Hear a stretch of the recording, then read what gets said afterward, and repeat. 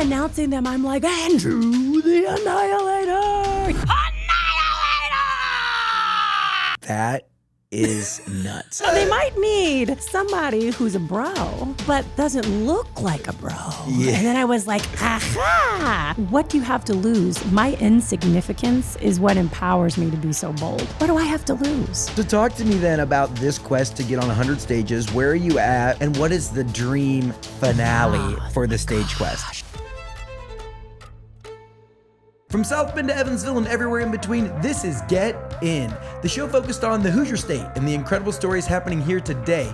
I'm Nate Spengel, founder of Get Indiana, and I will be your host for today's conversation. Cluster Truck is built for whatever kind of hungry you're dealing with. Late night cravings, covered. Family dinner, easy. Office lunch, of course. From hand-stretched pizzas and house-made mac and cheese to fresh tacos and salads, the menu runs deep and everyone finds something they're craving. Ordering for a group? Cluster Truck makes it simple. You can place one group order and pay together or separately, so nobody's sending money or doing math at the table. It just works. On top of that, Cluster Truck moves fast. Your food might even show up before this episode ends. Ready to eat? Use code GETIN at checkout for $5 off orders of $25 or more. Order now at clustertruck.com and truck on. My guest today is Jennifer Magley, and she is the Chief Brand Officer of the Basketball League and Basketball Super League, where she leads partnerships, brand awareness, and talent development across professional sports and business communities. She's a speaker, an author, and former Division I tennis player and coach whose work has appeared in national media, including USA Today, CNN, ESPN, Revolt, and Forbes. Today, we're going to be diving into her journey from the courts to the community, talking all about her epic quest that she's been on the past few years. They are insane. They're so crazy. It'll be so much fun to dive into. Jennifer, welcome to the show. Thank you. I feel like I am someplace famous. Like literally, I watch this show, so being in the studio, I feel like super honored. Thank you for having me on, Nate. Wow, that just makes us feel good. It's the truth. Let's say 14 months ago would have been just some bare gray walls and like a couple cameras, and so now we got this nice new basketball to add to the merch collection. Let's go. I'm excited. You come from a family that I would say is rooted in history in Indiana sports. If anyone that's watching, whether YouTube or Spotify, and you see the jacket that Jennifer has on today, pew, pew. This is vintage. It is. This is South Bend LaSalle High School. You hit it on the head. And it's your dad. Yes. Tell us about what this jacket means. David Magley was Mr. Basketball 1978. Incredible story. While my grandmother was diagnosed with cancer, my father went on a rampage in high school basketball, and she said, I want to live to see you become a man. And he did that at 18. And he feels that helped his story become Mr. Basketball, but he did it in honor of my grandma. And he also played all these other sports. And fun fact, he got his jersey retired at LaSalle High School, and then they tore the high school down. But it's all forever in those rafters. Like, even though the rafters no longer exist. The ghost exist, rafters. Yeah, the honor is sentiment is still there. Yeah, absolutely. Yeah. Then he went on to play at KU and then played in the NBA. Wow. Incredible. So, like, growing up, were sports always just ingrained into your life? It was. It was like, if you all don't play sports, then you're not going to college, because we're not paying for it. There were 4 of us. Yeah. So we were all fortunate to get college scholarships. What number were you? Oh, the best, right? Number 1. Number 1. Okay, you're number 1. You went on to play tennis at Florida? University of Florida. And you at one point were the number 1 singles tennis player in the nation. It was amazing. We won a national championship. I was number 1 in the nation. And then, Nate, I made history at All-American because there had never been a number 1 player to lose first round in the tournament. So gosh. I called my mom up and I was like, I'm in the LA Times. She was like, what? Oh my gosh. I was like, yeah, for losing. So, yes. Okay, we're going to dive into that. I do have to know. So you played tennis at Florida. Other siblings all played basketball. They were hoopers. Where at? One went to University, Western Kentucky. That's what it is, WKU. And then the other one transferred to WKU also. And then the other one played at a couple different schools. Wow. The youngest, yeah. So it's like your parents were like, if they wanted to go watch it, they're like traveling to Florida, then over to Kentucky, all over. Constantly. Where was home base for your family? We all relocated from Kansas. My dad's originally from Indiana, went to KU. So then we were in Kansas, and then we moved to Florida to train at IMG Academy. That's where I grew up. Yeah, with Nick Bollettieri when he was alive. So I mean, R.I.P. this is like, how old is IMG Academy? Oh, older than me, fortunately. It started with Nick Bollettieri and in some tomato fields. He never even played tennis. And then he was able to get, Andre Agassi, huge, amazing players, and then had the investment, the infusion from IMG. And now it's the mega force.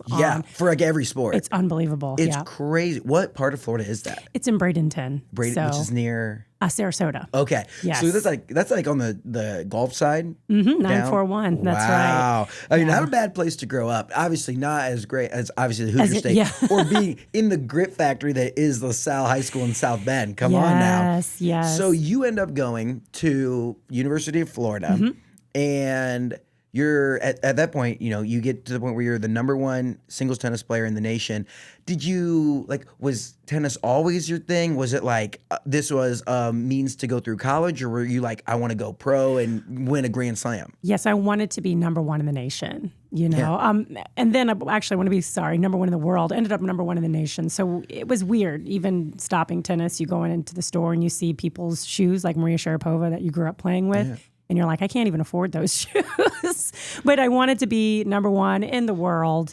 But tennis is one of those sports where you have to be really well funded and really kick some butt early. Yeah. And if you don't do that, then college is kind of a secondary path. So I went pro afterwards. Oh, for a short period of time. The best tennis they don't go player, to college. They don't go to college. No, they're not playing in high school. They're at these academies and they're turning pro when they're 13, 14, 15. Okay, so it's similar, not quite the same, but similar to baseball, where it's like the best baseball players finish high school, go right to the MLB. Right. Okay, so then did realities set in when you're like, okay, I'm going to college for tennis? Yeah, it was kind of like a little bit of a vibe of a failure because tennis is fetishized for youth. And so you're saying, okay, well, maybe I'm never going to be that number one player in the world. It's almost like a prodigy sport. It totally is. Like figure skating, gymnastics, golf, everyone's younger. Yeah. So you end up going to college, and I believe your sophomore year or maybe junior year, somewhere in there, you guys win the national championship. I was really fortunate. It was my actual freshman year. I had to Google it before because, your girl's getting older. But it was in 2003.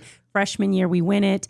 Next year, we went undefeated the full season, and then we lost early on. But when you win, it's such a huge honor. Were you a contributor your freshman year? I was playing. Okay, so what year were you number one? I was number one my last year, my junior year. Okay. Yeah. So being on the team, so you're were you because it goes 3 singles, 1, 2, 3, and then 1 doubles, 2 doubles. That's like a full tennis team? Yeah, it goes six singles matches and then 3 doubles matches. Oh. And there's only 8 scholarships. It's a head count sport, at least when I competed. Yeah. And so this concept of being like an individual player and then trying to create a team, it is a really awkward one.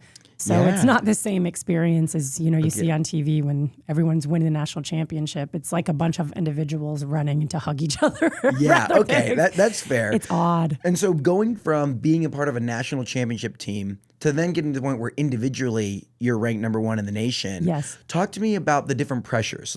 Was it cooler to be number one as an individual or cooler to be on a national championship team? The truth is it was cooler to win on the team. Yeah. After all that time, because you're always by yourself. And no one really thinks of tennis as like a diehard team sport in that aspect. Did getting to become ranked number one provide a lot of pressure? It did. It was something that you're expected to win. Whereas when you're the underdog, everyone's like, oh, everyone loves that story in America. Yeah. But I took some L's that season, and I left to go pro before our season started. So I left and graduated in December and went on the pro tour. Our season is from January to May. So national championships are in May. Before your senior year. Yes. So you create history. You make history by being the first number one to lose how early in the tournament? That early in the All-American tournament, it was the first round. I think I got to maybe the finals of the backdraw, but kept going. Would this be when Virginia loses to UMBC in the Sweet 16, or sorry, in the first round? Yeah, it's of all March kind of Madness. awful. And it's like your ego's just. So talk to me about dealing with that. If you've been a winner the majority of your life, to then make the wrong kind of news, I guess, as an athlete and a competitor. Yeah. How did you deal with that? Just said to myself, this is a moment happening, not who I am. I think that's the hardest thing about a sport like tennis is you start to think that your L's are also your identity. And I think that happens too with business, right? Like in startups, it's really hard to separate the success of what you're doing with who you are. It's challenging. So often you hear, like maybe someone was an early employee at like a huge winner. It's like in indie, everyone talks about exact target. Like maybe you were an early employee there. You guys won huge $1 billion+ exit, go and start your own thing. And it doesn't have that same outcome, or it has goes out of business. So hard. And that's like hard to not identify yourself as a failure. Like, no, I'm capable of winning, but this venture, maybe didn't succeed. Talk to me about the decision then. You could have gone on a redemption tour and tried to come back and like prove yourself in the collegiate, like NCAA national tournament. Right. But then you decided to go Chuck pro the instead. Deuces. Yeah. At that time, I just had bigger, broader dreams. That the vision of still being a pro was still out there. Yeah. I mean, when you see people from other countries at IMG that you used to compete with or maybe beat doing really well, getting into the semifinals of Grand Slam tournaments, you're like, I guess I still got it too. So that's when I said, okay, you know what? This is for the birds. Let me just go ahead. And I got the credits. Let's peace out. Yeah, let's get out of here. Get your degree. Let's get out of here, yeah. I never understand when people leave early and they don't like, get the you're so close to the degree. Like you might as well just finish that out. I always love it too when professional athletes, even if they do get drafted or go to like the league or whatever early, then they like still finish their degree. I'm like, oh yeah, you're making your family proud on that one. I think Shaq did that. I think if memory serves, I think he went back and finished up, and it's really and neat his to see. wasn't his. He enrolled like 5 of his, because they needed like 6 people to like do the courses, so he just paid for 6 of his buddies to do it too. He's the best. I love what he's doing with Reebok right now too, and Angel Reese. Oh my gosh, like this is exciting times. Talk to me then about what dominoes would have had to fall for you to make a career on the professional tennis player side. Yeah, I would say money, shmoney, baby. It's all about the money, because money helps support your mental health. Money helps you have a trainer, a coach, like a hitting partner, travel with you. When you don't have the money, you've got to pay for everything yourself and come out of pocket. It's an expensive sport. I mean, IMG alone, when I went, was $100K a year just to be in that program. It was $1,000 an hour to have my coach at the time, Nick Bollettieri, coach me. And so I was on scholarship. That's the only way I was able to be there.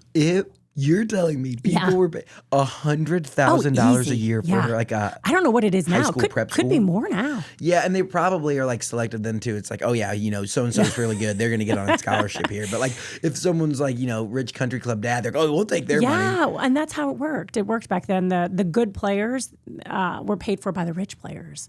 And now it's kind of crazy. Because it was like a pro machine. Like I was growing up on a stationary bike next to, Derek Jeter, Michael Johnson. That was totally normal as a teenager to see these guys training at IMG. And now it's a college vehicle, which is fine. Yeah. It's profitable. But back then, everyone that went there wanted to be a pro.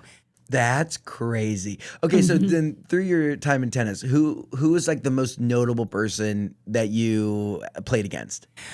I ended up in an actual match playing against a gal named Alexandra Stevenson. Her dad was Dr. J. I don't know if you remember that whole story. So my dad was like, you have an indirect win over Dr. J because he played basketball. So I thought that was interesting. But training-wise, I got to hit and see, Venus and Serena come up. There was a player, Martina Hingis, that was very popular. And then I was the hitting partner with Martina Navratilova for a few weeks. So these players are tremendous. I mean, growing up, you see all the plays. You see the men, you see everybody. Everyone's training next to the courts. Who were like what was the gold standard of women's tennis? As who were you looking up to of like a couple steps out in front of you that you wanted to be like? Always Venus and Serena. I mean, they're the GOATs. I still think that everyone, even now, is probably still emulating Serena's abilities, Venus's, tenacity. She's still out there playing. She's older than me. She crazy. Just played the Australian Open. She got a wild card. Yeah. And just like the whole...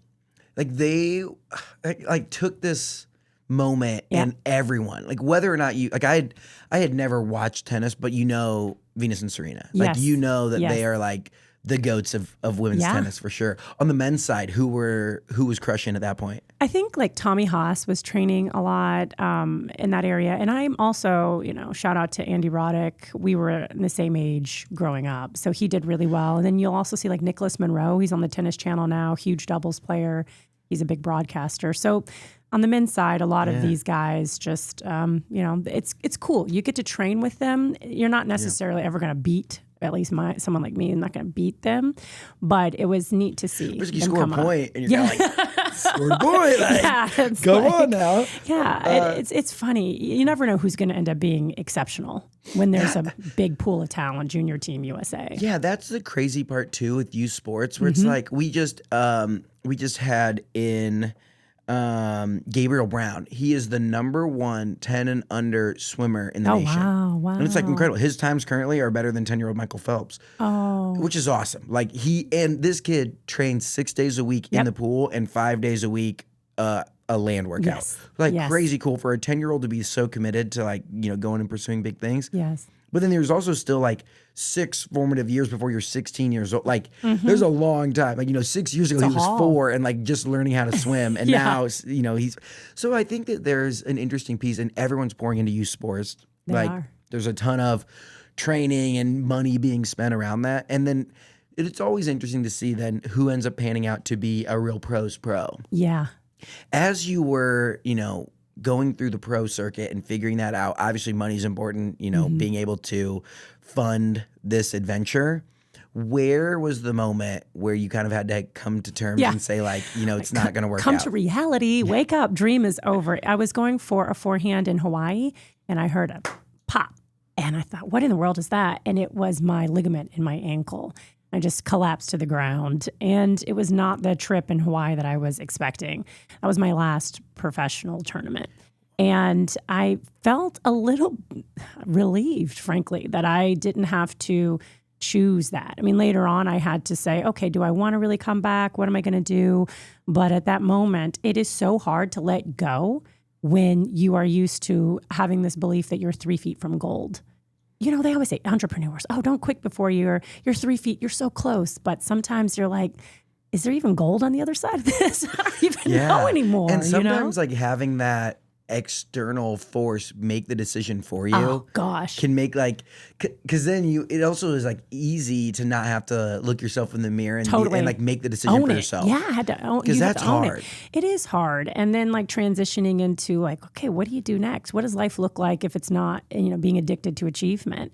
I love achieving things. Who am I if I don't achieve one more thing? Yeah. Brutal. So you end up having the ankle injury. Mm-hmm. What do you do? Where do you go? Went to some hospital on the island, and then it took me a while to rehab. And then I'm like, okay, I'm going to come back. I'm going to come back. And then I finally just realized I don't love it anymore. Yeah. I don't love this journey. And it's not the same as when I'm out on the court at University of Florida, which then you look back a little more fondly on that time. That was actually pretty special. Yeah, I think that is the classic, wisdom is wasted on, right? Youth is wasted on the young or whatever. That isn't, because you're like, hey, I did forego our senior year. Yes. We could have come back and made a run there. But you learn to have appreciation for both of those things. You decide then to get into coaching. Is that just the next immediate path? You're like, okay, if I can't play, then I'll coach. Yeah, those that can't coach, right? Amen to that. Here we are. And that was cool. I was the associate head at Wichita State University, which associate head is I don't know, you're kind of like the stepmom. You're loved, but you're not beloved. You're not the head coach. So that was pretty unique. And then I'm the head coach at Florida Gulf Coast University. And you're 23 years old. So young. At the time, you're the youngest Division I head coach. Yes. Yeah. At 23, how did you gain the respect of your athletes? Gosh. As just a young, spry, basically still player, age yourself? Right. I don't know if I did. I tried to do it the way that I knew, which was through hard driving standards. And for that meant love for me. Because I grew up, when you're an elite athlete, criticism is love. Feedback is love.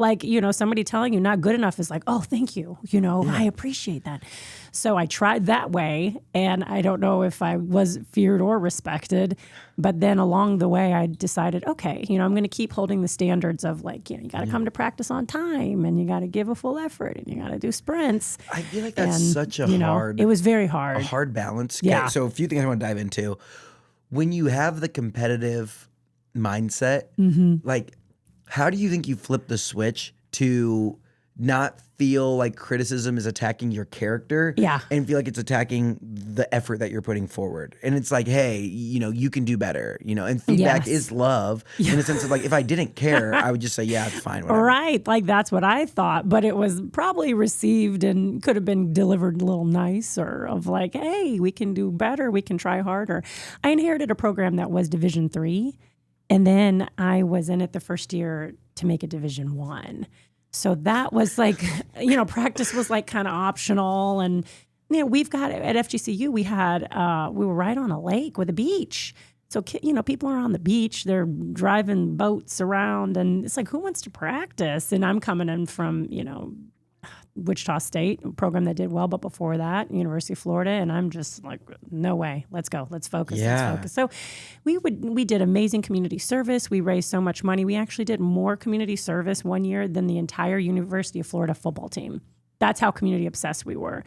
And I mean, I think if you talk to some of the players that look back on the time fondly, they would say I was in the best shape of my life, I had the best grades, I've never worked harder.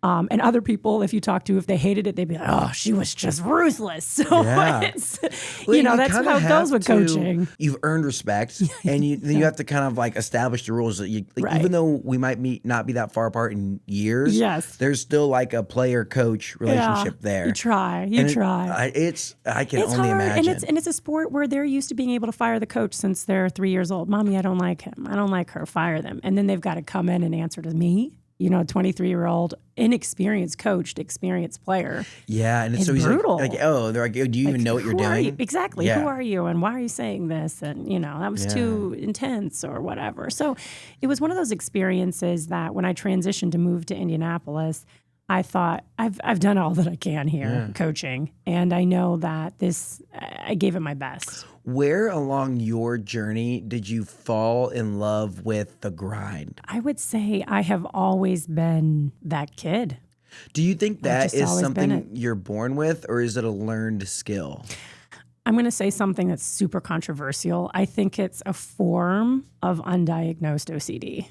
Really? When you hear about all the greats, they're so focused on one thing. They let everything else go. That's all they thought about. They got up, they got early. In sports, we glorify it and we say, oh, they're driven, they're disciplined, they had vision. But if it was like Monopoly, or if it was video games or bicycles, then you'd be like, okay, that's a hyper-focused interest. So I do think that you come here that way. And if you're fortunate to have parents that care about your interests, then they encourage you and, just accept it. That's so interesting. It's in my long list of like random ideas. Yeah. Like writing a book called Healthy Obsession. And it's like looking at all of the greatest anythings, whether it's like leaders, nonprofit leaders, philanthropists to athletes. Like Tom Brady is like the greatest example, I feel like. Yes. Because he has said, unquote, like, if you want to beat me, you have to give up your life. Because I've given up my life. Oh, and he has. He certainly has. And like now he's like living. Now it feels now like he's slimming. It feels like he's having a good time. Tom Brady is slimming. I saw his little selfie all curled up on it. He's like, "This is what you do on a Sunday." Yeah, I was like, "Okay, baby girl." The first like Sunday he spent on the couch, and I'm like, "Welcome to it, Tom. This is it." He was smizing with his eyes. Like, everyone's like, "Who are these for?" Yeah, like what? Crazy. It's wild to see him like re-entry into what a normal person looks like. Yeah, it's wild. But there's so many people that just become, even like on a way different scale, like our business changed when we became hyper obsessed with everything Indiana. That's right. Like, and people are like, it's weird, like how much useless knowledge of the state of Indiana that me and the team and everyone here has. It's like, but we love it. We've just like fully immersed. Built a platform. And then incredible. It creates this momentum, like similar, like with you going on these quests. Like the first one I remember seeing was your Stooge quest to get on Pat McAfee Show. That's right. Which like, I think a lot of people start things where it's like, oh, this is day one of blah, blah, blah, blah, blah. And then it's like, then you realize you have to do this 364 more times. And then there's very rarely a day two. Or when people start a podcast, the first 5 episodes are fun. Then you post them, no one listens to them, and you give up. So take me through this journey of where the idea to get on Pat McAfee Show came from and then executing it for an entire year. Woo, I tell you what, I was in the gym trying to transform my body. He's on a TV, and I didn't know how to feel about the show. That's the truth. Yeah. When I first started seeing it, it was in closed captions. So you're actually just reading it. You don't hear the tone. And I finally figured out, the more and more I watched it, this is actually funny. This is actually good. And actually, you know what? They might need someone a little bit different on this show. Wait, what? They might need somebody who's a bro, but doesn't look like a bro. Yeah. And then I was like, aha. And I thought to myself, what a shame if you don't do everything within your power to shoot your shot. Because if they brought in somebody else who, if for those that don't know, a stooge is not somebody who is necessarily a pro athlete. A stooge is somebody who cares about sports, who's a little silly, who's goofy, who's comical, right? Yeah. So don't take anything they're saying too seriously. And a good hang. A good Like hang. everyone likes a good like that. A Talk about good Amy Poehler. A hang. good hang. Come on. She's amazing. So then I thought to myself, you know what? Let's do what other people have done to get the answer about getting on the show. And that was videos. So I dressed up as him. Oh man, it was like the starter pack on Amazon, like the Pat McAfee. I got a blonde, at that time he was blonde, so I got a blonde wig, 2 chains, a black tank, put a little bit of baby oil on, oiled myself up, and I said, I'm going to cut a promo. I'm going to do a bit, and let's see how he responds. And I did it. It was about him being nervous before going live for 3 hours with some dude wipes, bobbleheads, trinkets everywhere. And he commented very accurate with laughing faces, which may have been the worst mistake of his life if he looks back on it. Yeah, he's like, oh, this is cool. He's like, I'm never commenting again. Because what happened with that was this thing called the mere exposure effect. I don't know if you ever heard about it. It's a concept in marketing that if a person responds to the initial stimulus in a positive way, they just need to see it multiple more times to be able to make a decision on a product or a person. Yeah. So since that initial response was positive, we're like, mere exposure effect, let's go harder. And that's what happened for the next 364 days. I mean, without failure. Yeah. 364 more videos. Oh, multiple posts online within the 365. So there's stories, there's different platforms, there's LinkedIn. You went all in. All in. Chips, all in. It got wild. Yeah. It was like running for president. It was, no one asked me to do it, but it's going to get done. Yeah. That's what it was. What was if there's a hardest day where you're like somewhere in the middle and you're like, well, it looks like I committed to doing this. I got to keep doing this. Like, what was one of those stories? Terminator video with, first of all, do you know how hard it is to find a t-shirt cannon, someone to lend you a t-shirt cannon? Like, no one has these things. You can't even rent them. They're so expensive.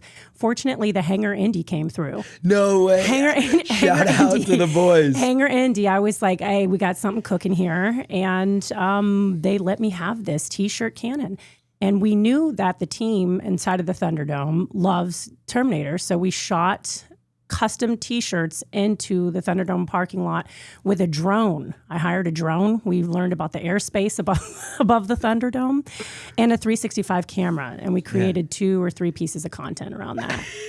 We didn't even get a like, but we tried, right? Yeah. So I love Tim Robinson. I love Nathan Fielder. I love social awkwardness. Yeah. So they inspired me. I grew up in the Ashton Kutcher era. And the punked, the dumbass or whatever it was. Jackass, all that stuff. Great content. I loved it. So we used those pieces as inspiration for the content. Those were like brain rot before social media brain rot. That's right. You know what was also one of those, like before Reels really got going, ridiculousness, like Rob Dyrdek. It's like you could turn on, that's like 30 minutes of brain rot of and people that's just the like. Thunderdome.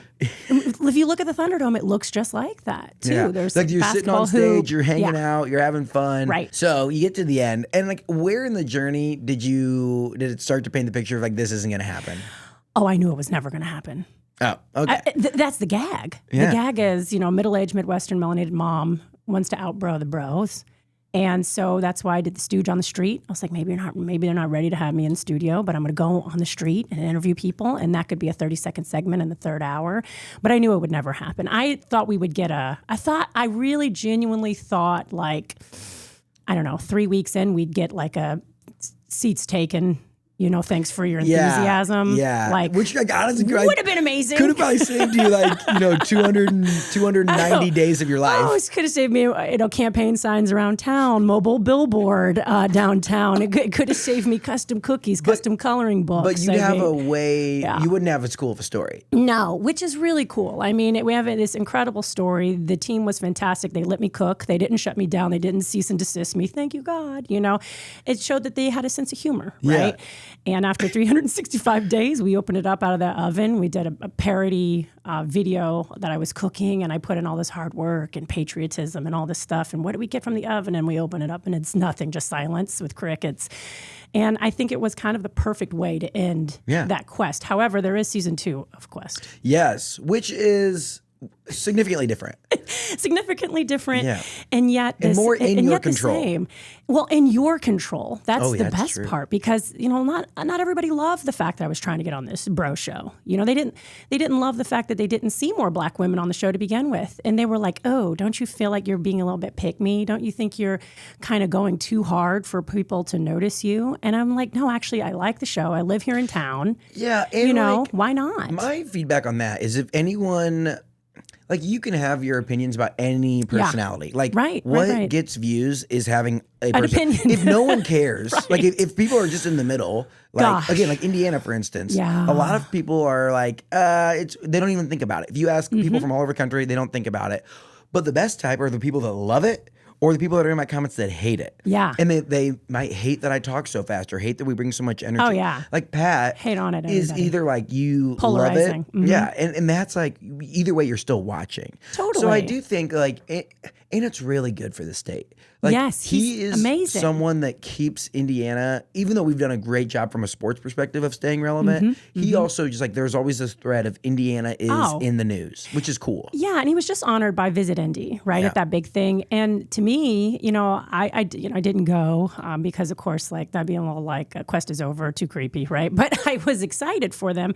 But at the same time, it's give this guy the keys to the city. Why aren't we doing more for him and the things that he's doing and bringing to Indianapolis? If it's not for him and a team of people, WWE, do you really think that they're looking at an 8-year contract here at the Lucas Oil? Probably not.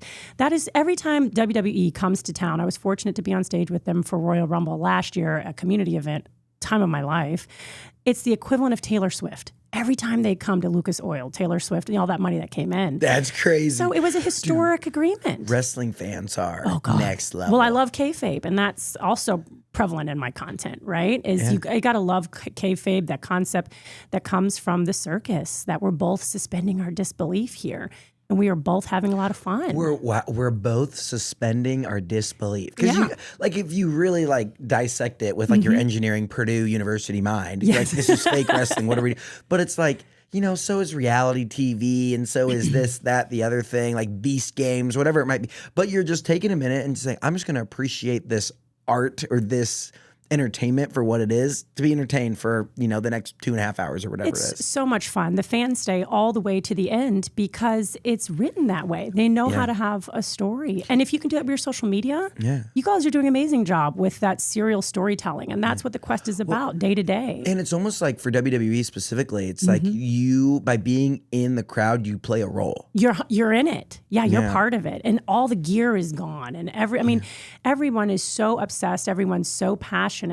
And that's what I think more of us can do on our social media. What did you think about the end for John Cena? I think John Cena is a true performer, and him tapping out is also him saying, I'm leaving. No one is making me do this. Yeah. So I feel like he's a poetic type of guy. And if you don't, I don't know. It's kind of like the Game of Thrones ending for me, where it's how do you land this plane anyway? How do you land Do you have him it? win, and then in 5 years someone's going to challenge him because he's a reigning? Right. I don't know. I feel like there might have been a different way. I don't know what the different way is. So it's if I don't have a solution, I guess the one that they went with was the best. But it's this icon of WWE. When you think of WWE, I feel like it's John Cena. John Cena has been incredible. And I'm curious to see if the most recent season of Unreal on Netflix that dives into the behind the scenes. Oh, is this like the Drive to Survive for WWE? Oh, it is like people are not happy about it. Paul Heyman, who is what I want to be. I mean, I want to be Paul Heyman one day, which is a talent manager. You go out and you basically stir it up. You cause problems verbally. I would love to be the bad guy. Oh, man. I feel like I'm born to be the villain, Let's go. And that's why I was like, jokingly, like I was hoping I would be rejected by Pat McAfee Show because they are WWE adjacent. And it's like, okay, awesome. If they rejected me even in an awful way, like even better, I'm part of the lore. Yeah. But instead, it was just like, hey, silence to me means not now. So with this new quest to land on 100 stages, there's still a chance. Yeah. So you're saying there's a chance. Yeah. Right? You're saying there's a chance. So talk to me then about this quest to get on 100 stages. Where are you at? What stages do you have coming up? And what is the dream finale for the stage quest? Thank you for asking. Well, this is stage 19 here on Get In with Nate Spangler. And I am so excited because folks that didn't like the quest, it's like, hey, you didn't like I was trying to get on the Pat McAfee Show? Guess what? You too can put me on your stage. You may have a stage through your job. You may have a stage through then. So people that didn't like the quest, you can get a stage. Yeah. People that love the quest, you can help me. Everyone is their own wish granter now. Yeah. So we've got everything from me going out for Naptown Roller Derby on February 28th. Let's go. I mean, it doesn't get any more incredible than that because I don't know how to roller skate. So that's going to be... So in all of your, all the time growing up in IMG and playing tennis, never learned, no roller discos? No roller discos because it was like, don't get injured. So I'm going to try to get myself over to Skateland, do a little bit more. If there's one thing I know is that you're going to train for this, I'm assuming. Well, because, I'm someone who's going to train for this because of this St. Elmo shrimp cocktail competition. You inspired me, Nate. I was watching your videos. I mean, you crushed it. I got my ass kicked. No, but I watched your video over and over again. And all of a sudden I get tagged in something and you're microdosing St. Elmo shrimp cocktail sauce. And I'm like, you're crazy. It is intense. It's so intense. And I just thought, you know what? If St. Elmo gives me that opportunity, I'm going to train. I'm going to go crazy. So we had. This is why you were the #1 singles player in the nation. It's that OCD. Yeah, you're just like. You're channeling it, and it's like, when it's like you're channeling it to go to like multiple practices a day, everyone's like, yes. When you're channeling it to go microdose Elmo shrimp cocktail sauce, like, people look at you with like a raised eyebrow, like, okay. Like, what is this? But then when I won, I had it all played out in my head, and I'm gonna be just victorious, and this is my city. I'm the cocktail queen. And meanwhile, people don't understand. It's just one shrimp cocktail. It's not like Joey Chestnut, 21.5 pounds or whatever he did, like that. But this summer we've got everything from me milking a cow competitively. I think this is how you do it at the State Fair. I'm in that's a stage. To next week, I'm in New York Fashion Week, sitting front row, pretending that I belong there. And that will count as a stage. So it's a wide-ranging thing. How are you classifying stages? Anything with an audience. Oh. Anything with an intentional audience. So the other day, the water main went out at Borage Restaurant, which is a hidden gem in Indianapolis, if you haven't been in Speedway. Borage, Borage. Borage. Incredible. Zoe Taylor, she's the chef, the pastry chef there. They used to be at Milktooth. Oh, yeah. And then they opened up beautiful, like high-end diner and market space. So their water line broke in the city of Speedway, and there was some news there. And I really wanted to be disgruntled Indiana woman, but I'm like, that doesn't technically count as a stage. So I kind of reeled it in, and I said, you know what, that's it. Got to have an intentional audience. It's got to be intentional, yeah. Okay. So that didn't count. So what's been the biggest stage and the smallest stage thus far?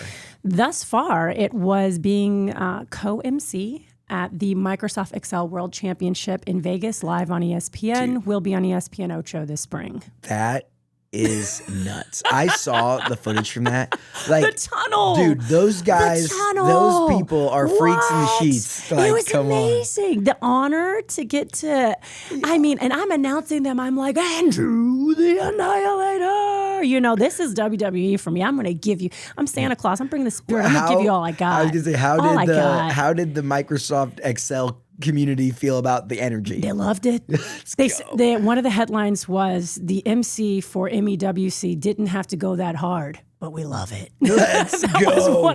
That's fire. It was so much fun. How did you even get the opportunity? Yeah. Like, where do you get connected with Microsoft Excel World Championship? Yeah, the stage Stooge Quest. Season 1. So one of the videos I did was, ladies, if you're looking for a pro athlete, maybe it's time to pivot.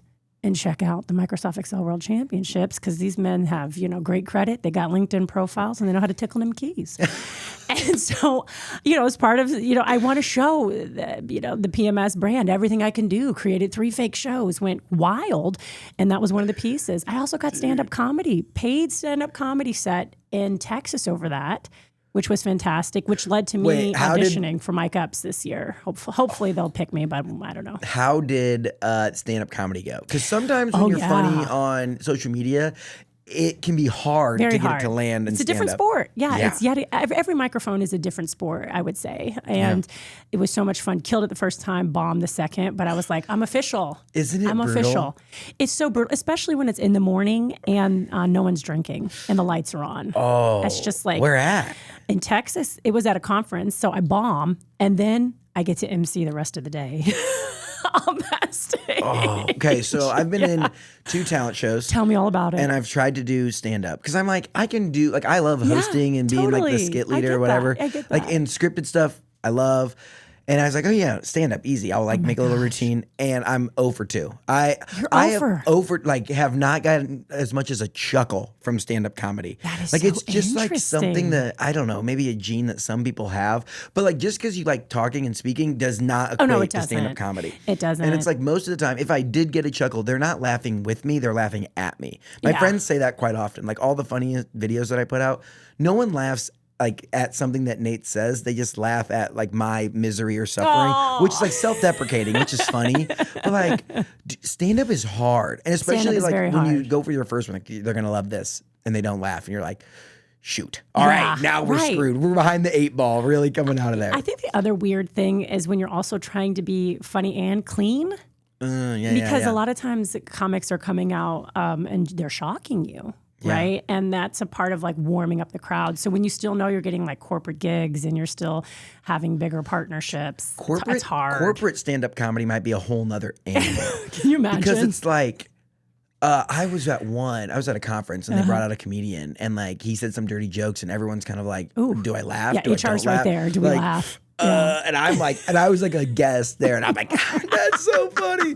And it's like, this is like, it was, for like a municipality, and it's like I'm laughing because I think it's funny, but everyone else doesn't want to laugh because one, it's like 11 o'clock in the morning, everyone's hungry and wants to go to lunch, and 2, HR's over there like, can I laugh at that thing that this guy just said? Like, I don't know. No, it's totally brutal. I mean, like one of the jokes that I had was I was talking about the quest, and I said, don't worry because, Pat, you can bring me on the show. And you don't even have to pay me, and that's fine because I always wanted to know what it's like to be a WNBA player. And the room just exploded in laughter because it's true. It's like, okay, well, it doesn't ring true. WNBA players aren't paid right now. They're still negotiating, as it went that past summer.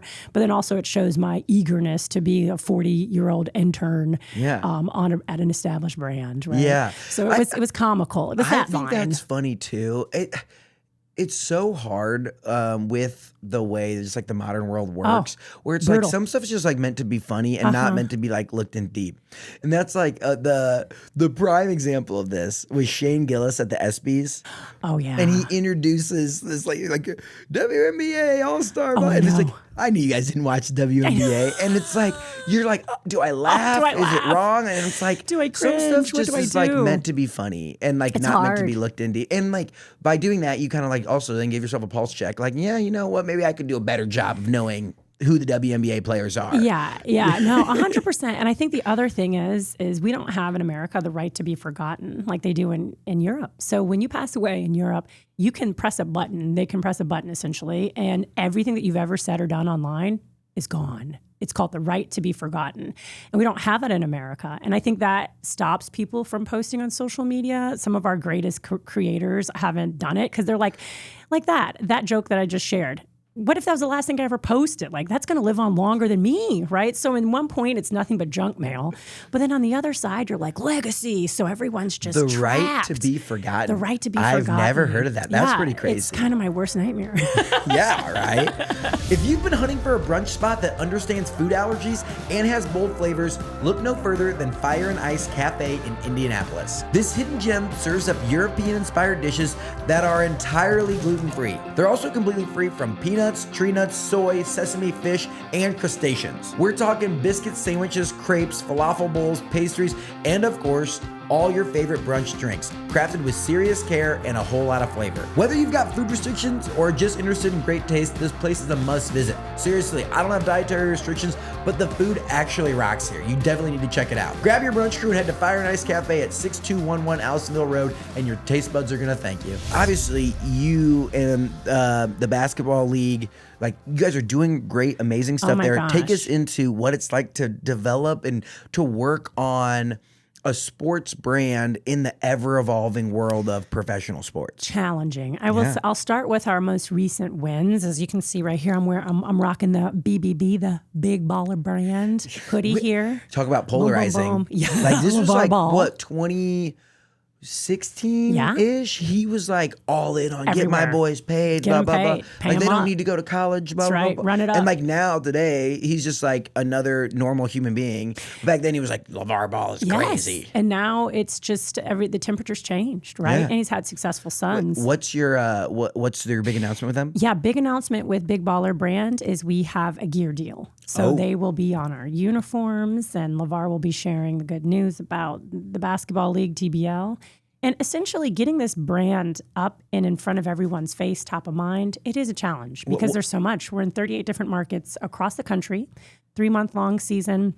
And we feed into the NBA G League. So what is the Basketball League? The Basketball League is a professional league that helps you get stats and videos so that you can go play anywhere else all around the world. Yeah.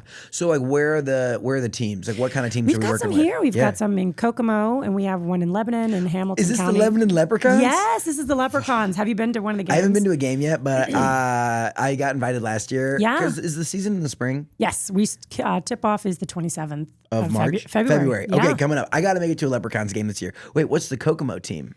Kokomo Bobcats. The Kokomo Bobcats. Okay, so this is, and what kind of players are you guys getting for the Basketball League? You know, we see all these great players in March Madness, but not everyone's getting drafted, right? So where are they going? They're going overseas, or now they can stay here. Yeah. And we have players that have gone. We have 3 players that are fantastic, one of which is Lindy Waters. He's in the NBA now. So we have proof of concept, and we've had 20 guys make it into the G League, NBA G League. And yeah, all players that played in college. So it's like they graduate from wherever. Maybe they like had a crazy cool run in March Madness or something, but like Didn't get drafted. What people don't know is also there's only 2 rounds of the NBA draft. Right. Like there's not that many opportunities. Then you go through some Yeah. free agent signings, stuff like that. And it's like the rest of people, it's like pack your bags, you're headed to China. Yeah. Well, and they pay well. So you're lucky. Or Philippines they have great leagues there. Like there's a lot of European leagues too. Right, you've gotta where leave. You'll see like iconic, Big East players that like don't go to the NBA. It's like, oh yeah, you're one way flight to China or wherever. That's where you're gonna. I mean, Jimmer Fredette is like, he is like the epitome of Chinese basketball. It's like, amazing. He was like a lights out college basketball player, like never really panned out in the league, and then all of a sudden he's like getting his jersey retired in China. Like, let's go. They're not gonna tear that school down. Yeah. But yes. Okay. It's an interesting thing. What makes us different? Like I went to the opening of the Noblesville Boom. Yeah. This season, the new facility there, gorgeous. What is it, One Tech Way or whatever? Tech. Yes. Innovation Mile. Innovation Mile. And there were a lot of people there. It was free. And the coach was so excited. Bless his heart. He got on the mic and he said, "This is so amazing because last year, despite all the marketing and dollars spent, we only averaged 6 to 7 fans per game." 6 to 7? That's what he said. And I was like, wait a minute, hold up. Well, I did some research, and it's because their tickets, Nate, it's like $50 to $65. They're starting around that price point. Well, if you're going to pay that, you might as well go downtown to the Pacers and see the varsity team, because they were playing versus the JV. They were playing at Gamebridge, weren't they? Like, right, and they imagine moved it. playing in, because from the time they were in Fort Wayne, they bring them down here. Yep. And then they play at Gamebridge. Right. And it's G League, like. Talk about crickets. That would be hard. And so what's different between us, because we're never going to be the NBA, we're never going to be the NBA G League, but what we are is a community asset. So our players are sometimes living there year round. They're plugging in their substitute teaching, huge on financial literacy, community, everything. So then When you go to like a Lebanon game or a Kokomo game, you're going to see the stands filled sometimes with other teams' fans because, you got the national anthem being sang by the high school, and then you've got folks performing at halftime. So it's they really are about community. It's a little different. And it's like another layer of entertainment. Like the product of basketball goes up. Like obviously everyone in Indiana loves high school basketball. Yes. You take a step up from that because also not everyone can make it to IU, Purdue, Notre Dame, Butler. Oh, like all these like all-star, IU, Indianapolis. Too. Yeah. It's like there's that level too. And you have that whole atmosphere with a bunch of students. And then like, someplace like Lebanon, it's like, okay, well, are you going to drive 45 minutes to Noblesville or whatever it is, or like there's a good product of basketball right here in our backyard that's like an asset to our community and another attraction for people to go spend, a Thursday night out at a Leprechauns game. Yeah, and that guy also coached our youth team, right? Yeah, so hosts like clinics or whatever there, and which helps pour back into the community. That's it. So there's 38 markets. Yes, all across the country. Wow. And my parents are like absolutely community obsessed. So this is for them. If you hear my mom tell it, my mother, Evelyn Magley, first woman to own 2 men's pro sports leagues, even before Danny Garcia. Incredible, right? Wait, what's the second league? Basketball Super League. That's in Canada. In Canada, 5-month-long season. And it's just an interesting thing because for her, when she tells the story, she's so passionate. This is a God-given vision. I want to help people reach their dreams. So, for example, you got somebody who's an in-game host at Kokomo, who's now the in-game host at the NBA G League over here in the Boom. Every single person's moving up. So that means officials, the referees, the sportscasters, the statisticians, the dancers, everyone wants to be in the NBA. Yeah. So they're cutting their teeth with TBL, and that is the vision. That's super cool. And in a world of instant gratification, right? Yes. Where sometimes people see, I posted a bunch of videos about being a statistician and now they get their chance in the big league because they went viral. And it's like, that's not everyone's case. Right. The world of cutting your teeth, like doing the work, doing the stats for the Kokomo Bobcats, and working your way up to the Noblesville Boom, and working your way up to maybe the Fever and the Pacers, and getting the opportunity. Right. It's like you got to put in work over a long period of time. We had Tommy Short on the podcast. Okay. He was a Division I men's basketball referee. And he talks about like going from the time he was graduated high school, he was like all in on being an official. And his goal was to make it to the NBA. He ended up getting a couple tryouts, not getting into the NBA, but topping out at Division I and some USA basketball stuff. And he just like talks about the grind of just like, I'm on the road, I'm doing, the American League, and then I get up to the ACC, and then, a Big Ten game here or there, or like a tournament game here or there. And it's a grind for sure. And like that's happening at all facets, like whether you're an in-game host, whether you're a statistician, the PA announcer, whatever it might be. That's right. You're putting your time in. Ronnie Nunn, who used to run the officials in the NBA, runs our officials. And he said in a presentation over our TBL Draft Combine weekend that NBA officials are making around $250,000. I mean, I believe that. If that's true, you see why it's so competitive. Like, that's insane. Also, in context, what are NFL, what are they making? What are those officials making? Because I'm pretty sure those guys still have full-time jobs. Shout out. Go listen to our episode with Brian Neal. Is it true? From Blind Zebra. He runs his sales and coaching company here, and he is an NFL official. He's been in the Super Bowl. Isn't it interesting? Yeah, it's not a full-time gig like it is which is NBA. Kind of crazy. It's ridiculous. With the NBA, though, so many games. Obviously, there's so many. You're always on the road versus 17 for the NFL. It's true. It's like you could give up 17 weekends. I don't know. I bet it's comparable, but I could see it being less because it's less of a time commitment. Do you want to know who the most fit officials are? The soccer. Oh, because you got to be able to put in miles. They're running. They're more than athletes. What's interesting though too is like if you go down, do you guys have trouble finding officials? Ooh, if you ask our coaches, they would be like, "Oh man, these officials," because all coaches complain. Yeah, but no, actually, our program helps train officials for the NBA because apparently there's no real ongoing league for officials. Yeah. So we're really fortunate to supply them with a lot of officials. Going down to like high school and further down, like there is, I believe, don't quote me on this, but like a national official shortage because like kids, who wants to get screamed at? Yeah, right? Like who was this? And coaches are meaner than ever. It's like who wants to sign up for that? Like tell me the last time that you've seen a young official. Like rarely ever. Like we had one So I'm the head wrestling coach at Bishop Chatard. Very nice. Love it. And that's why I always try to be mindful because there's not many of them left. And the average age of officials keep getting older. We had a first-year guy for the sectional, and, he didn't make – it's his first time. He made some bad calls, and I'm like trying everything that I can do to not scream at this guy because he's not doing the best job. And it's like, hey – everyone had to start somewhere. Right. And he ends up like correcting some stuff, gets better. It's a learning experience. But like if everyone just screams at him and does whatever, then it's like, oh, well, why would I do this for $85 or whatever it is? Like, no thanks. I'll just like keep chilling and being my armchair expert, coaching from the sideline. It's a challenge. Yeah. It's a challenge, but we are fortunate that we put on a great show. So we have solid officials. There's dance teams with every team, and sometimes there's even like a pep band in the crowd, depending on where they came from. And it's a full experience. Like you're walking in, you're playing in smaller venues. Yeah. So it's going to feel more full. And Is it hard to keep brand consistency across the country, being a smaller league based here in Noblesville? Yes, it is. It is challenging. I've just now taken over the social media, and that's its own beast. I don't know how you all do it. It's constant. Oh, it never stops. The tags, the likes. It is just ding, ding, ding, ding, ding, ding. I think it's a 24/7 thing. Oh, and that's like what it used to be. Like I feel like brands were like, okay, you're the marketing, blah blah blah. You type blog posts, and you can also run the social media. You just throw it in there. Now the best brands, you need like a full-time manager, a full-time admin for your account, maybe multiple, if you really want to do social media well.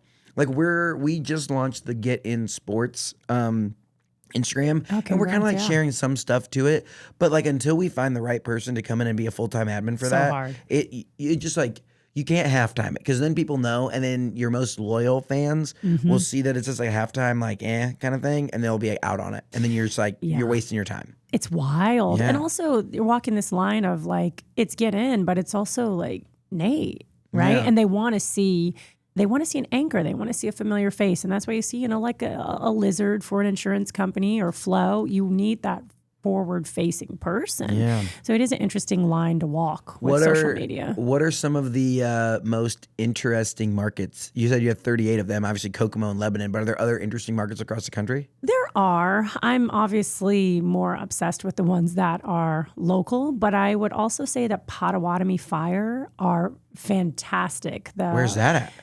They have a casino and everything. They're just the 3-time champs. You got to look them up. But they run a fantastic show. Potawatomi. They are. I mean, is it Milwaukee area? No. I'm having a senior moment. Oklahoma. Yes. Sorry. Potawatomi Fire. No all way. The things. And I think they put on a great show. I've got to get down to one of their games this year, but they have won the championship 3 times in a row. 23, 24, 25. Yeah, they're in Oklahoma. Let's go. That's sick. Wow. And okay, who were the 3 players that made it to the NBA? Oh my God, my brain. I haven't had my coffee today. Let me pull this up. I know we got Lindy. We got Lindy Waters is our number 1. And then from there, we also have Sam Daniels, Osai Osifo. These guys are in the G League. But then the main ones that we are focusing on are Kyler Kelly, Craig Sword. And there's another one that was quite famous that got in a little bit of trouble. We don't mention him. And then Xavier Moon.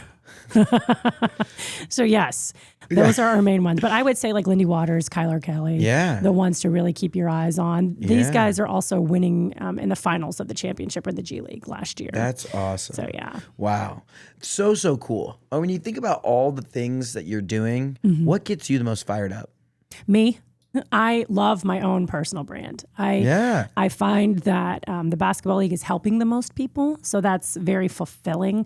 But I love my personal brand. My big V vision is to, I am crazy enough to believe that I can be on a stage hosting Golden Globes. Why not? Why not dream that big, be that wild, and skill up, whether it's in content creation or if it is in stand-up. So I have huge dreams. Huge dreams. Which is cool. I think that, I don't know, sometimes the world has a way of shirking people's dreams and and boxing them in to not believe they can do crazy, amazing things. And it's like, even if you dream for the Golden Globes and end up at the Indianapolis local Emmys, like it's still sick. Oh, it's fun. Very cool. It's so fun. And I just think, I don't want to take myself too seriously. Yeah. And I think that's what I hope to leave for my kids to see. You know, they've been part of both of these quests that you don't Wait, what have are they to- doing for? Oh man. And that's the thing. No one realized I did the quest myself. Like they're behind the camera, they're filming me. Are they ever like, They're doing Mom, everything. chill? Never. That's they're so like, great. Yeah, they're not too cool for me yet. Yeah. They're not too How old cool are your for kids? 13 and 11. Oh, you're getting close. Yeah, they could turn. Like It they could gotta think turn. it's cool, and then like I'm one not where they're getting like, hugs in public, you know. I'm not getting hugs in public anymore. Okay. So we're right. That's where we Well, are. I mean, how cool though to like be a role model that Mm-hmm. says like, don't give up on your dreams. Yeah, like don't give up. And really, what do you have to lose? My insignificance is what empowers me to be so bold. What do I have to lose? Yeah. You know, I got nothing to lose here, so why not just go for it? So that's my big V vision. That's the thing I'm most excited about when Yeah. it comes to branding is myself. What could that look like? When you think about the 100 stage quest, Yes. what, you know, like in October, November, December, Yep. what stages are you like maybe considering talking about? Where are some wheels starting to turn where it's like, it would be really awesome if in 1 year I worked from, you know, the Get In podcast and this was a springboard to get us to obviously the Golden Globes down the road, but like where would be like a cool one that we could see you maybe at the end of this year? You know, I'm hoping if they have the Rally Innovation Conference to get to MC that for a third year. It was really neat last year. Bro, your promo with the money gun. It was Let's go. that was so fun I with actually Alex had- Rodriguez. Yeah, insane. Yeah. I had Bo Turner on the podcast. She's just incredible. Oh, she rocks. And she was talking about like one of her promos where she used a money gun. And I was like, did it happen to be Jennifer Magley's money gun? I was like, there's only one money gun around. Just like there's only Controlling one. the weather. There's only one t-shirt cannon. There's also only one money gun. In Indiana, that's right. Just one money gun. Like, that's like the most Indiana thing too. Like It's so that I would fun. know if you said, yeah, I was using a t-shirt cannon for a video. I was like, oh, you probably got it from the hanger. From the hanger, And it's like, oh, yeah. you were using a money gun for a video. Like, oh, you probably got that from Jennifer. That's right. Yeah. And there were real dollars in there. Oh. When I use it, it's always real money. Because you got to make an entrance, right? If you're going to MC an event, you got to bring the spirit. You got to Wait. bring the pizzazz. That's crazy. Yeah. Real money? Real money. And the best is $7 at a time if you're going to hand throw it. I practice with my sons because I'm like, you know, you need memories of your first making it rain with your mommy, so it ruins it for you in the future. Yes, like, this is tainted forever. We literally throw it in the air. How just throwing it. did we land on $7 at a time? Because we tested it. We tried $10 and the money wouldn't really fall if you don't have a money gun, but it's $7. If you can grab them, then it will fly. And that gives you enough time to walk to, because when you're walking throwing money, you don't know how big the room is, right? So I'm walking to the stage throwing money before I go up to MC, and I've got to make sure that I've got enough dollars to make it to the stage. Because what if you run out? Yeah, so $35, you got 5 sets of 7, you're ready to rock. Oh, you want to, if you're going to make it rain on the way to a stage, you want to plan on 200 ones and watch the face of the bank teller when you ask for that many ones. No comment. They will be No the comment. faces I've never done that before. Ooh, No chance. The faces I get, they're like, where are you going? And I say, wouldn't you like to know? They have no clue I'm going to a woman's luncheon and I'm emceeing an event. They could have never thought that. They're like women's luncheon. Yeah. They're like, what? Say what? That's right. So incredible. Yeah, rappers don't have to be the only ones having fun. Yeah, when you imagine, I'm actually going to the Excel World Championship. Excel World Championship. That's right. So Indeed. when you think about all of the fun that you've had, Yes.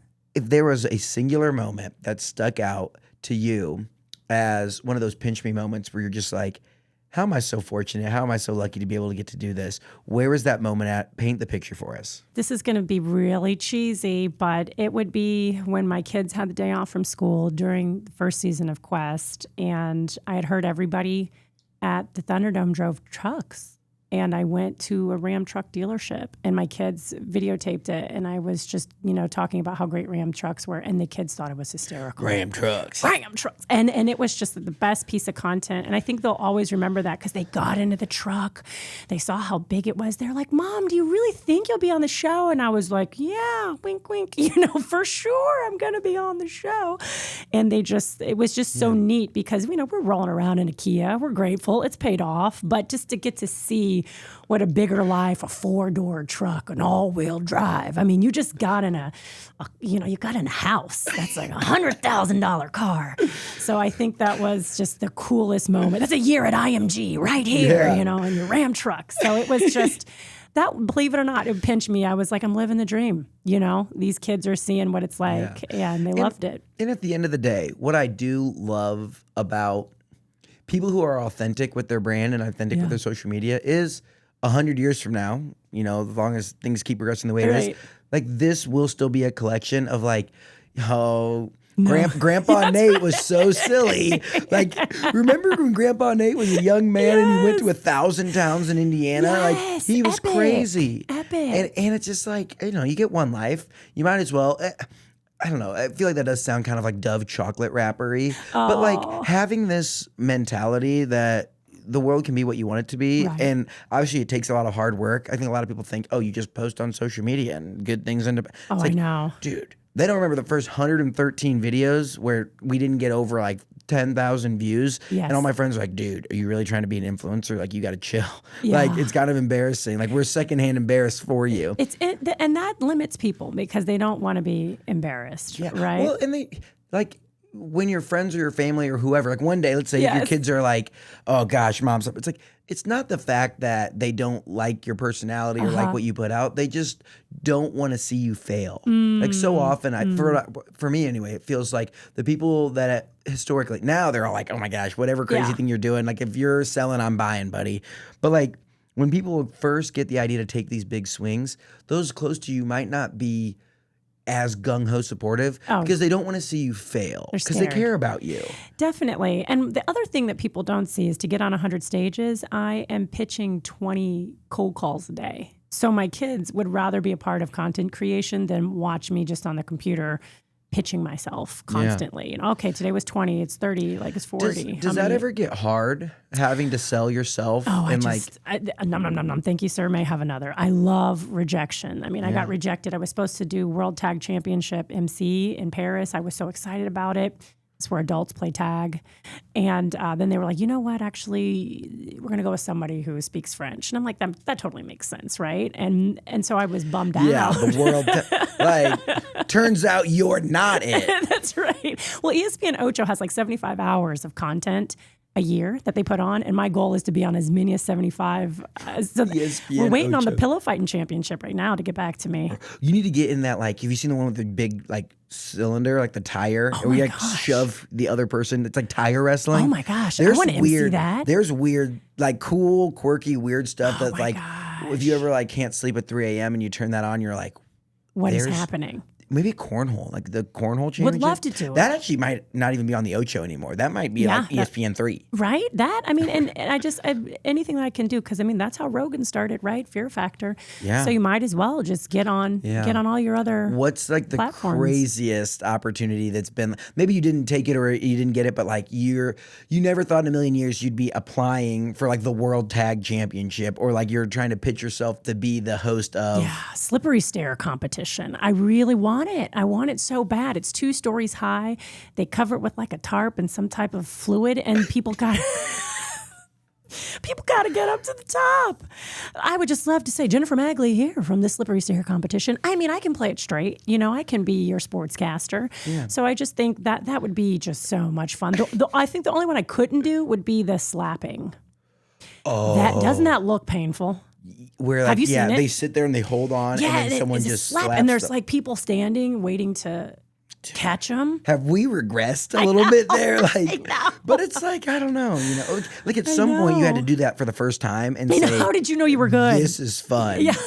You know, like this is what I want to be a part of. Yeah. So I don't mind rejection, but the slapping, I feel like that's my line. Oh, I feel like I could dive into so many different fun things. When you think about the community, how can people in the state of Indiana show up to support you? Oh, that's kind. I would just say keeping me, I call it Tom, top of mind. Yeah. That would be awesome. And then also count me in your corner. Who can I connect you with? Who can I, you know, what is your wildest dream? That brings me a lot of joy. I'm a former recruiter, talent recruiter. So I really enjoy connecting people. Well, and if listeners out there have an event that they want to bring a little bit of life to. Yeah, like, they do. I mean, and I'm a method dresser. So, you know, when I'm milking cows, I already got my Stars and Stripes overalls for the summer. If it's a 3,000. Is that with Indiana Dairy? It might be. There's also yeah. a corn eating competition. Yeah. I don't know if I got the skills, but maybe on the mic. Here's a little plug too. We're teaming up with Indiana Pork. And we're doing our first pig pen podcast. Me, it just rolls off the tongue. And a pork producer in a pig pen with pigs running around, 2 mics. We're going to be chatting all things bacon. I love that. You got to get some meta glasses on the pigs. Oh, they're getting the content. Like strap a GoPro to that. Oh my god, that would be pretty fun. That sounds so delicious. Oh, think about this. You turn the GoPro backwards on the pig and you grease it up and you try to get video trying to catch the greased pig. These little piggies. That would be pretty fun. I love it. Yeah. So we're coming to the end of the show where we talk all things Indiana. This question is brought to you by our friends at JC Hart. They're a leader at creating enjoyable living experiences at apartment communities all across Indiana and beyond. Check them out at homeisjchart.com. My question for you, Jennifer, why do you call Indiana home? First time I came here, I ate at a Pas de Choux back in the day, Cafe Pas de Choux on Penn Street, the original location. Yeah, shout out Martha. I know. And I was like, you know what? This is so incredible. I had traveled the world. I felt like I could be anywhere in the world. So I call it home because there are moments where you could be anywhere in the world if you know where to find them. I do think the stereotype is that like Indiana's uncultured and it's only pork tenderloins and Busch Light, which like I enjoy both of those, so like I'm not upset about it. But there are a lot of people that have built cool things with global influence. There are. I mean, if you go back and listen to the episode with Martha, she talks about spending time over in France and bringing that inspiration back to create a Petit Choux on Broad Ripple. Oh, yeah. Like the champagne wine brunch it's spot. a whole vibe. Yeah, it totally is. I do have to ask, you are also a published author. Yes. Talk to me about, I think the book's called How to Be a Queen. Yeah, it's a leadership fable. I rewrote The Tortoise and the Hare. So it's literally very long and very short. It's like a menu. You can read it over your lunch break. And if you remember the old self-development heads that are watching this will remember Who Moved My Cheese or Greatest Salesman in the World. Yeah. And I thought we needed a book like that from a woman's point of view. And so I did it. It's really hard to write a fable. I don't know if you've ever tried. I've not. It's so hard. Why? So you have to be able to take the reader on a journey that makes sense and shows transformation. So it's harder to write a book that's 75 pages than it is a book that's 175. Yeah, because brevity is important. It's very, and like capture them. And, every word is leading them to the next word, leading them to the next page. So especially when they pick it up, they have to be like locked in to go buy this book or whatever it is. I had a story coach who's given some great TED Talks. Her name is Lisa Cron, and she says, if plot is what happens to you, story is how it changes you. Oh. So a lot of times, a lot of people share plot points, but they don't share the actual change. Yeah. And that was the thing I had to do in that book. What is a common misconception of tennis? I would say that it's really close to pickleball. The tennis elitists they don't mess with pickleball. Do you play pickleball? Oh my gosh, I played against Fabian Rodriguez. Fabian's the man. I literally felt my knee swelling up, and my knee had no issues previously. I was like, this is some kind of special sport right here. Dude. That it's just a lot of. A lot of side to side. That's a lot, and it's fun. It is fun. It is fun. The problem is I'm a bad beginner. So I'm bad at everything I do at first. I just get hyper-focused and don't stop. Yeah. And that's how I get good. So it would take me a while to get good at pickleball. But a common misperception is that they're cousins. I think they're more like BFFs. Oh, okay. I don't think they're even related. Is tennis a gateway drug to pickleball, or is pickleball a gateway drug to tennis? My hot take is pickleball is a lifestyle. It's not a sport. Oh.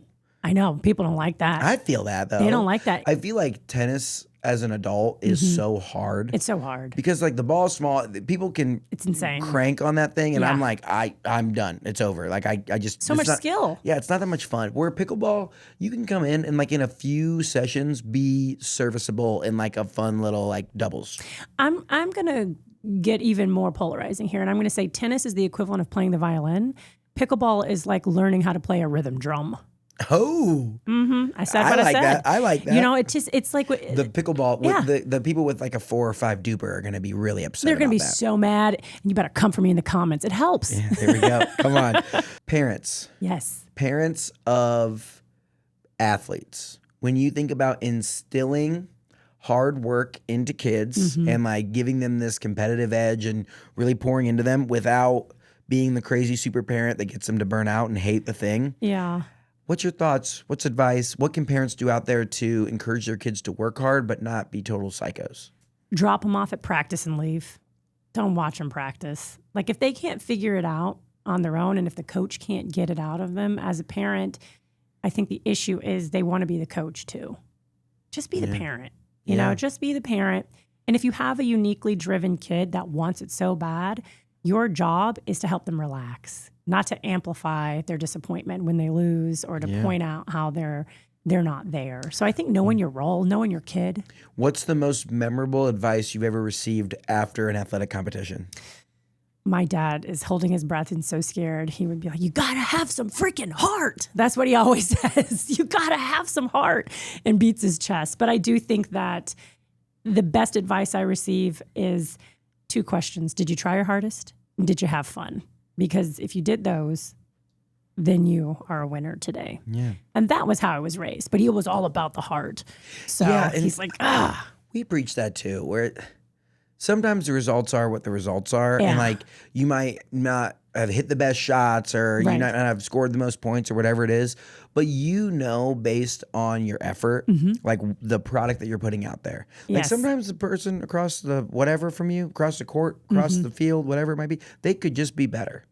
Oh, and like on a certain day. All the time. But it's a lot of it, how you competed. Yeah. And that just gets me fired up, where it's like have enough respect for yourself, your team, your family, the game, your organization, to just put your best foot forward, put the best product you have out there, and then let the results fall. I think also if you're going into a moment where you know that this person is better than you, like my thought is, I'm not going to beat you. How can I ruin your day? So I feel like as a competitor, if you can help your child understand if I'm not leaving here a winner, you're gonna have a bad day. Yeah. What can I do to give myself a chance to even get on the board? Yeah. How can I be scrappy? How can I just stick around? How can I just not give up? That's what I mean. You know, it's just like, it's not gonna just ruin their day a little bit. You know, you might win, but you're gonna remember this.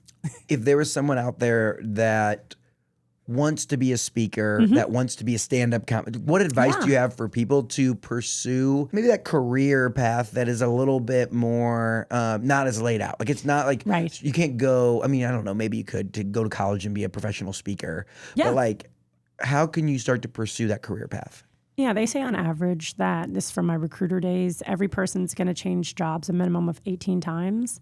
So knowing that every high school graduate has that, I would just say learn to skill up in your negotiation skills. I think that's the most important thing, knowing how to extreme anchor, walk it back, change your offering, not your pricing. I think those are the type of tangible, how can I be successful tips that will help translating the thing that you're doing for free and that you love into something that actually generates and brings money into your pocket.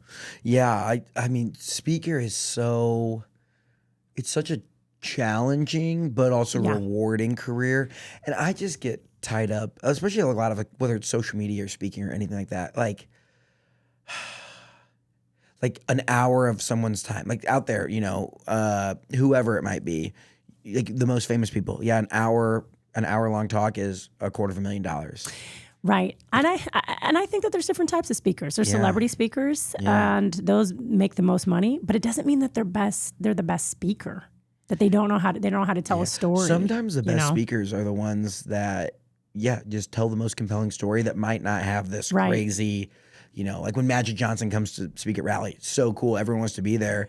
But sometimes on like the side stage back in the corner at 2:30 in the afternoon, you can find the best presenter. Yeah, your life may change back there. Yeah. And that person might be pulling in 10K. Yeah. But I do think that the city of Indy, if we continue to pay people to speak and MC and have art, and the more that we pay, because money's going out to food, money's going out to hotels. They're just not budgeting in all the time for speakers, for people to amplify their mission on shows. I think as Indy levels up, that's going to help the creative community here as a whole. Absolutely. Okay. We've come to the final portion of the show where we ask the guests the same 3 questions, all about the state of Indiana. First question. Yes. From Kansas to Florida, you're part of the basketball league and you have teams in 38 different markets all across the country. And if you could scream it from the rooftops, what's one thing the world needs to know about Indiana? This is the place where your dream can come true. this is why IEDC gives us an A rating for best place to do business, is because you can reach out in a 3-sentence message on LinkedIn to meet for coffee, and people will tell you yes in Indiana. Yeah, absolutely. We had Christian Anderson on from High Alpha, and he talked about Speed City, not just meaning the Indianapolis Motor Speedway and all the great things happening out there, but speed to level up your career, speed to go buy a house, speed to, advance your community and your network and all those things. It's so true. Yes. And time again, obviously, like tons of guests come on and say, like are a testament to that. Where like I reached out to so and so. Like I just had Mark LaFay. He's the founder of Old Major. It's like bacon and sausage and artisan meats, and he pestered Bill Osterley, who's like an iconic Indiana tech and tennis leader. player. And tennis player. Oh, I didn't know that. I think so, yeah. Yeah. He said he reached out and pestered him for like 3 months. And at the end of it, like he was also one of the original like co-founders of Angie's List. And he gave him time and then became a mentor and then helped him, like leased him space for Old Major's first like facility. Crazy cool. People in Indiana really do care. Accessible. Yeah. All right, this is your opportunity to enlighten us about a part of the state that you love, that more people need to be talking about. What is a hidden gem in Indiana? Hidden gem in Indiana, I'm obsessed with Borage. I really, truly am, because they bring culture to Speedway in a way that is so unique. You feel like you walked into a little Paris bistro in regards to the pastries in the front, and you can get the eggs and the meats and all the things. Shout out to them. They know I'm in their corner. I live, in Brownsburg. So it's like an oasis for me of food and culture and community. Borage. Borage. This place. That's all. That's what I'm all about. Yeah. Hidden gem. Open Table, Diner's Choice 2024. Come on now. Let's check that bakery. Let's see what we got. What are we working with? Oh, savory pastries. Oh, sweet. Oh, my goodness. It's delicious. That looks fire. It's totally elevated. If you want to impress your friends, swing through. Oh, okay, wait. You're speaking my language here. They got bread. They have loaves to take home. They have loaves. We got the sourdough maple oat croissant, sourdough with Japanese milk, sourdough baguette, sourdough brioche. Gluten-free, and then the seasonal. Look at us. Look at that. We're so stuck up. Come on now. Yeah. That's the tennis. That's the country club tennis sport of you coming out there. My tastes are nothing but fine. There we go. Final question for you. This is where we get guest recommendations and learn about other Hoosiers that are doing inspiring things. Who's a Hoosier we need to keep on our radar? Someone who's doing big things. I would have to say Raquel Rodriguez, owner of Need Therapies. She has one of the most renowned massage therapy businesses in Indiana, services and supports a lot of Pacers players and a ton of Colts players. Wow. So if you're looking to have a massage at your house, they've got a huge team. They can come to you, bring a chef. It's a whole situation. So been a client of theirs for a year. Need Therapies, KNEAD, and then Thera, peace. Peace as in peace sign. Wow. Yeah. If you like that deep tissue massage. Oh, yeah. If you got, those knots the size of ping pong balls in your upper body like I do, they're going to get them out. That's fire. Yeah. Amazing. Jennifer, we're honored to have been stage number 19. Thank you for having me Let's on. go. You're just about 20% of the way there, and you're only not even a couple months into the year. You're on good pace. I think if my public math serves, you got to get to 6 more by the end of March. Plenty of time. Yeah, no worries. We got 30 scheduled. Oh, let's go. Yeah, we're going to get there. Yeah, before absolutely. November. Yeah. So if you're out there and you have an event or a stage or a captive audience that is intentional and wants to, bring some energy and, work with Jennifer, obviously, let's put this together. Thank you. 81 more. That's way too much public math at the end of a show. 81 more. Let's get the job done. Yes. It's awesome to learn your story. I just am really stuck on the idea of athletes being obsessed with whatever their craft is. Completely. And how can we all take that and implement that into whatever our thing is, whether it's Indiana, whether it's stages, whether it's getting on Pat McAfee Show. How can we bring a little bit of healthy obsession into what we're doing to then, do that for an extended period of time and see what the results are? I guarantee good things will happen from that. And Athletes are some of the best examples of that. But just these quests that you're going on are so fun. If people want to find you, if they want to follow along on social media, how can they do that? Yes, Instagram is where the quests live. I'm mostly on LinkedIn, though. Yeah. But yeah, follow along. It is sure to surprise you every day. Well, keep being yourself. Thank keep you. making authentic content. Yeah. I think that it's one of those things, too. This is my closing piece where you're like, oh my gosh, is she really like that exciting and high energy? And the truth is, yes. She is. The money gun exists. Let's go. I should have brought it. I know. I kind of thought we were going to get a little right that time. Come on. It was a pleasure to talk to you, and we'll connect soon. This show is made possible by our friends up at Sweetwater. Whether you're looking to start a podcast or take your content to the next level, click the link in the description to see all my gear recommendations at Sweetwater. If you want a behind-the-scenes look at everything we're doing across the state, make sure you follow me on Instagram and TikTok at Nate Spangle. Thank you so much for listening and being a part of what makes the Hoosier State great. We'll see you next time here on Get In.